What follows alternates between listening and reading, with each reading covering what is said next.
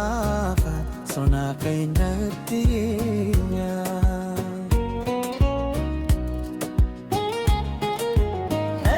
Erbisin bona at yomi bada sa Kenya.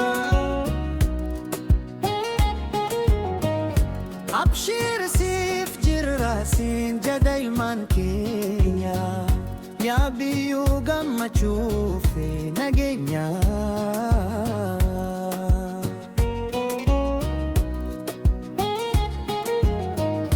Ya tanhing qabne hunda fu hamnenya.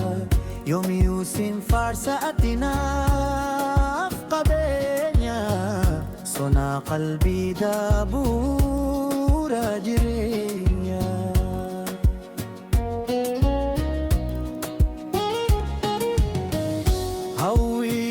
Gammachuudatan addunya fakkeenya si tiksuuf jecha dumaturan haada fabbuutti teehaya harmeetoo handura lafa teenya.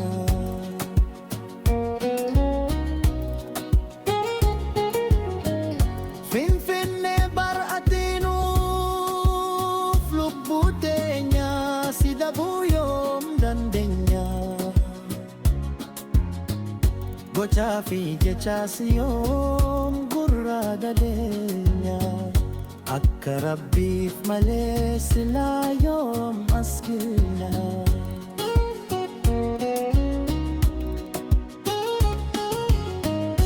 Waan baay'ee tures shirriitti fufuus hanga yoona. Abshiiri duraan tahuu baatus jal'abnee jirra si bulchuu keenya.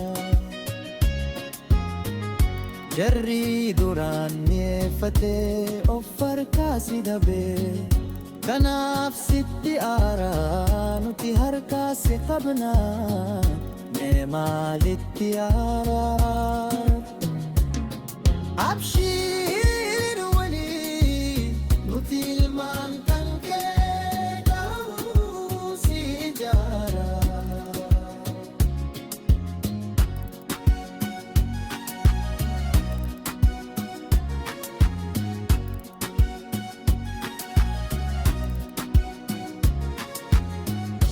Inni biraa tokko eenyutu si nyaara. Inni biraa tokko eenyutu si nyaara. Yaa nuti yoo gammachuu fi nageenya.